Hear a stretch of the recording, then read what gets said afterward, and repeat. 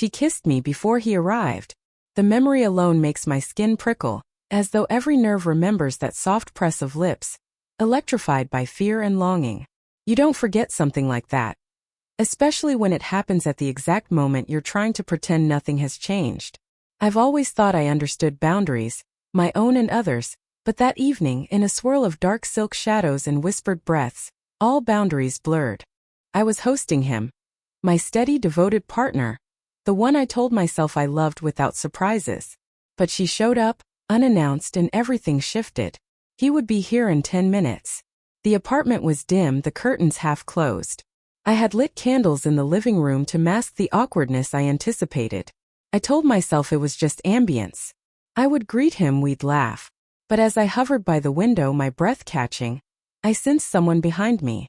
Her perfume, something cool, jasmine over musk, snaked into my senses. A charge ran through me, alarming in its intensity. She didn't speak. She moved with that soft certainty, closing the space between us, her fingers hovering near my neck.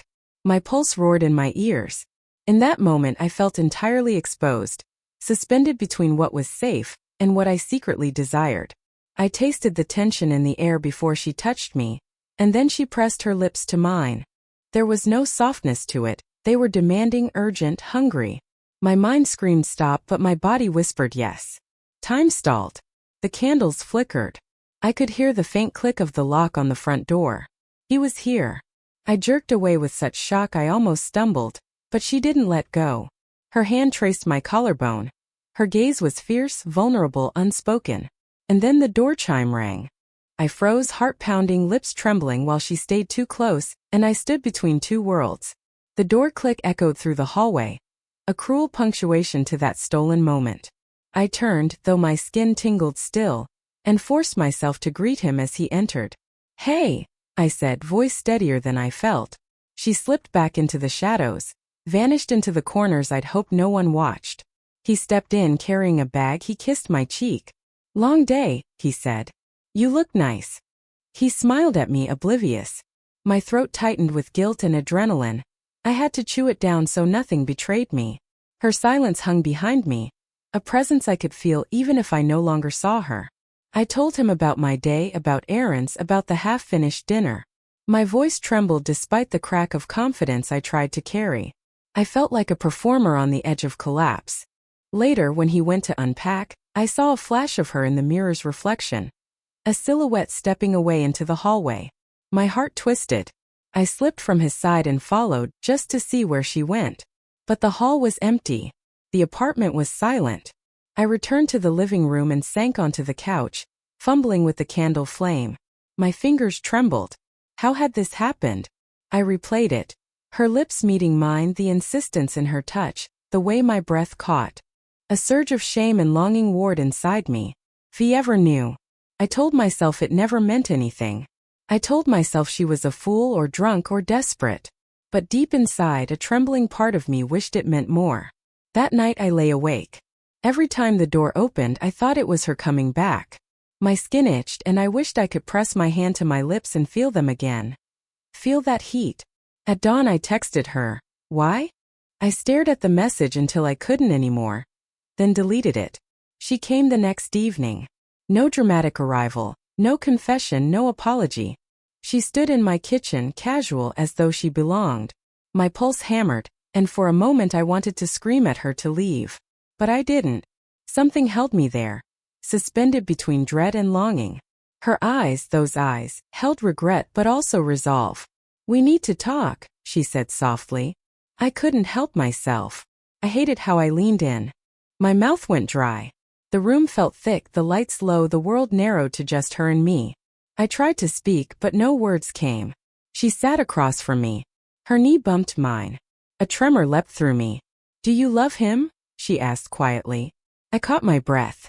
"Yes," I said, though I felt an ache when I said it. Even then I wished I could answer otherwise. She reached out, her thumb brushing my wrist. "Warm, steady. Then be honest with yourself. Don't pretend nothing's changed." Her fingers slid upward, grazing the inside of my forearm. The contact jolted me. I closed my eyes. She leaned closer, her face so near I could see each fine hair at her temple. I wanted to close the gap, but I waited, both of us pulsing with tension. She whispered something, so soft I couldn't catch it. I tilted my face toward her, my lips dangerously close. The smell of her breath filled me. She pressed a fingertip across my lips. "Wait," she said. Her hand drifted to my collar, then my jaw, then lower. The electricity surged again. I swallowed. Then a click snapped me back. The sound of a key turning in the lock. We jerked apart. My body shivered. She slipped into darkness. I stood frozen. The door opened. He walked in. He paused, blinking. He saw me in silhouette, maybe, and the tension between nothing and everything. He came in, suitcase in hand.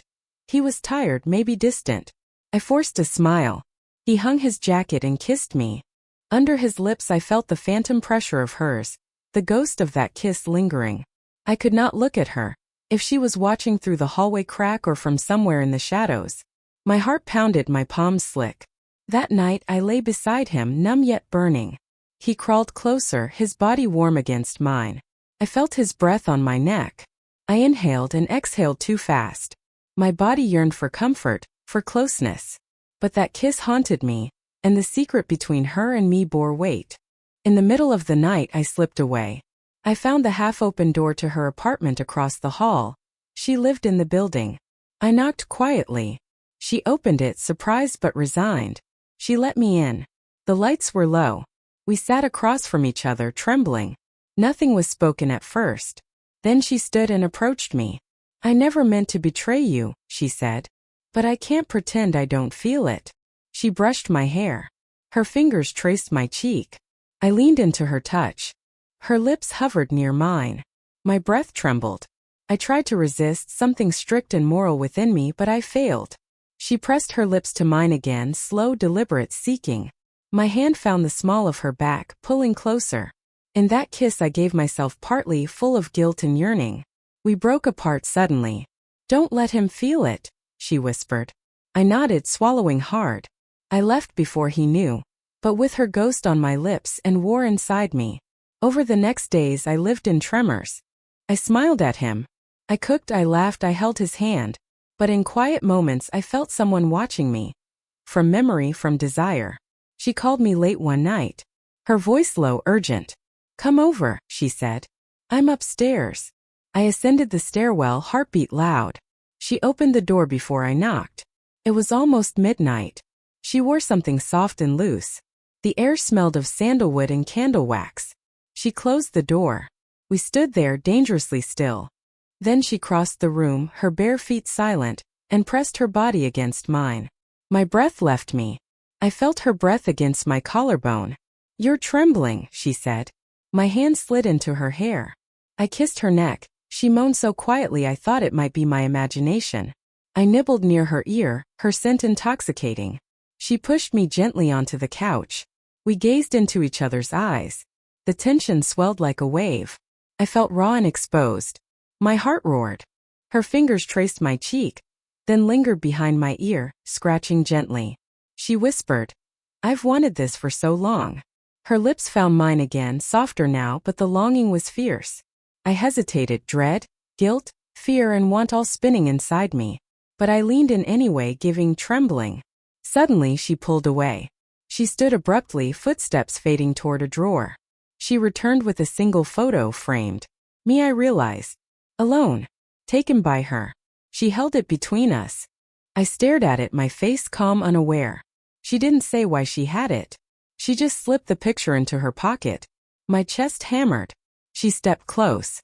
"There's more," she whispered, voice husky. The door cracked open. A shadow fell across the threshold. He was home early. Her body froze. So did I.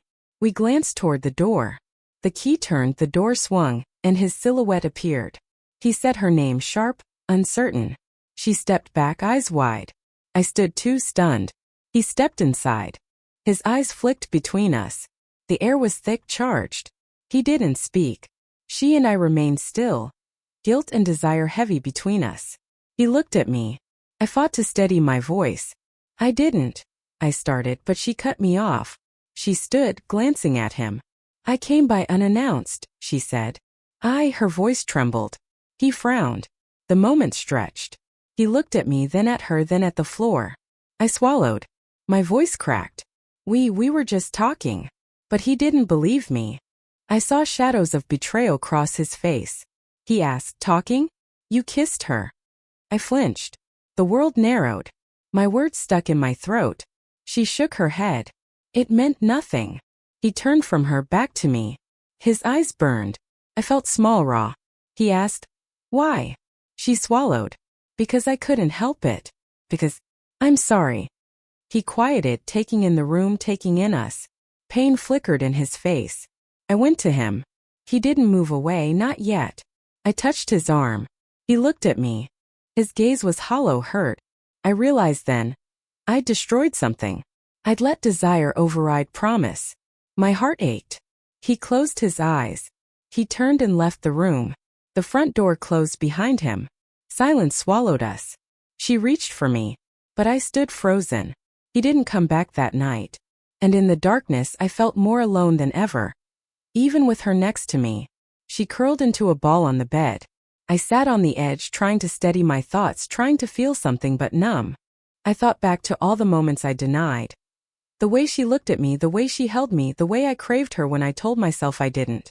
The kiss. The stolen nights. The deceit. Morning came slowly. I waited. He didn't call. He didn't text. Fear gnawed me. Guilt burned me. I messaged her. He might never come back. She didn't reply. I paced the apartment. I messaged him. I'm sorry. No reply. By noon I couldn't stand it. I went across the hall. I knocked on her door. She opened. Eyes red, swollen. I pushed past her and entered. We both knew why I was here. I needed closure. I needed honesty. She looked at me, heartbroken and determined both. He's gone, she asked. I nodded. My voice caught. I don't know if he's gone forever. She took my hand. Tell me, she said. Everything. I did. I told her about my love, my fear, my guilt. I told her the nights, her kisses, my doubts. I confessed regret, relief, longing. I left nothing unsaid. She listened, tears dripping. When I finished, she stood. She crossed the room, wrapped me in her arms. I closed my eyes and let myself lean in. I felt her heart beating, her breath warm against my hair. I rested my head against her shoulder. We stayed like that. No words. Just the quiet aftermath. Then she pulled back. She looked me in the eyes. I never meant to hurt you, she said. And I never meant to ruin your world. Her fingers brushed mine. She stepped closer. I leaned in. Her lips found mine, soft, kind, destinationless. I kissed her back slowly, gently, as though trying to piece together the cracked fragments of my heart. The moment was not perfect. It was messy. It was uncertain. But it was real. He came back. I don't remember exactly when. But one evening the door clicked and he walked in. My heart froze. The two of them sat across from each other. Him, me, her, in a triangle of fraught silence. He started to speak. My throat felt tight. I spoke first. I have to be honest. Everything you think, everything she and I. It's all laid bare now. I don't want secrets anymore. He listened. Her presence trembled beside me. I told him everything, the kiss, the feelings, the guilt, the longing. I said it slowly without shields. He stared, pain in his eyes. Tears came. He asked why. I looked at her, then at him. I said, because I was human. Because I was lonely. Because I was desperate for something. Silence stretched. He walked away to the window. He stood there, his back to us. I held my breath. Then he turned. His eyes were red. He looked at me, then at her. And finally he said, I need time. I nodded. I didn't protest. She let go of my hand and sat back. I sat too. Weeks passed. He stayed away. She and I, ambiguous, torn, drifted apart. She moved away from the apartment, moved away from me, slowly receding like a tide. I lay in the empty apartment, listening for her footsteps that never came, for his key in the lock that never turned. I grieved the way I had given pieces of myself away. Then one afternoon the doorbell chimed. My heart leapt. I opened it. He stood there, face lined with sorrow and strength. He spoke quietly. I've had time. I've thought. I've hurt. But I missed you. I nodded, tears in my eyes. We talked softly, awkwardly, honestly. I apologized. He cried. We sat close. We held each other. We didn't pretend everything was clean anymore. But we decided to try to rebuild piece by fragile piece, with truth, with vulnerability, with the knowledge that even the deepest betrayals can teach you how much you love. Sometimes I think of her. Of that kiss in the dim hallway. Of her eyes, her scent, our collision. It scarred me. It also awakened something feral in me. The fact that desire can't always be tamed, that love can be messy, that boundaries sometimes shift. And maybe in the end it's not about never breaking, but about what you do with the breaks.